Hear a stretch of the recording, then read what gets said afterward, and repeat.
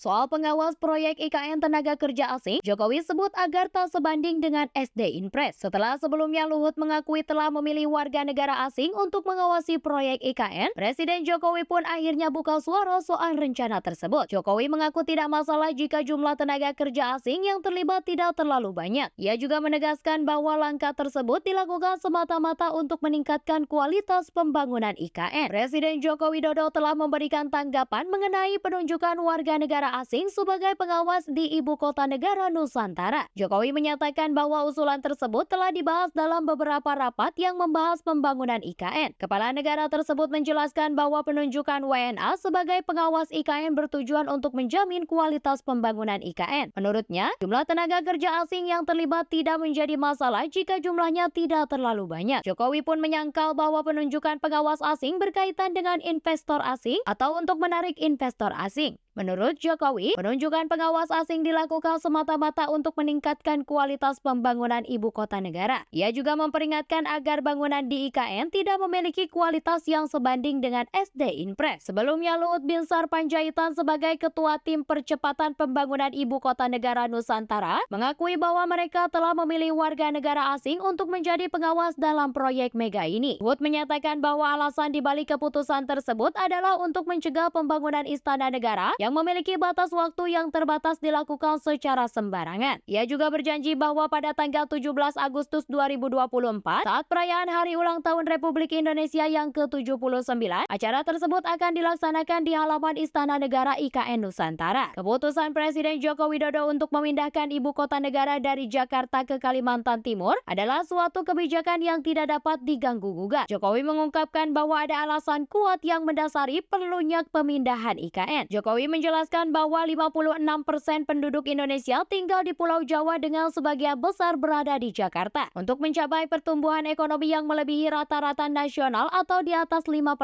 diperlukan pemerataan jumlah penduduk. Pemerataan ini akan berdampak pada aktivitas ekonomi di wilayah regional yang pada akhirnya akan meningkatkan pertumbuhan ekonomi nasional. Jokowi menyebutkan bahwa Jakarta merupakan pusat berbagai aktivitas masyarakat Indonesia, termasuk sebagai kota pendidikan, pariwisata, pusat bisnis, ekonomi, dan pemerintahan. Hal ini menyebabkan kemacetan lalu lintas yang parah di jalan-jalan ibu kota Jakarta. Oleh karena itu, Jokowi mengungkapkan bahwa beban harus dikurangi dan pemerataan harus dilakukan. Salah satu solusi yang tepat menurutnya adalah memindahkan ibu kota Jakarta ke Kalimantan Timur. Sementara itu, Otorita Ibu Kota Nusantara menyatakan bahwa Kota Nusantara memiliki peluang investasi terbaik di Indonesia. Bambang Susantono sebagai Kepala Otorita Ibu Kota Nusantara menjelaskan bahwa peluang investasi yang menjanjikan tersebut tercermin dari adanya berbagai intensif yang disediakan oleh pemerintah bagi para investor. Kota Nusantara juga dianggap sebagai laboratorium kehidupan yang memungkinkan para mitra untuk melakukan eksperimen dengan ide dan inovasi baru. Selain itu, Ibu Kota Nusantara juga memiliki peran aktif dalam upaya global untuk mengatasi perubahan iklim, melestarikan keanekaragaman hayati, dan mencapai tujuan pembangunan berkelanjutan. Menurut Bambang Susantono, pembangunan Ibu Kota baru Indonesia juga disebut Nusantara didasarkan pada konsep alam dengan 75%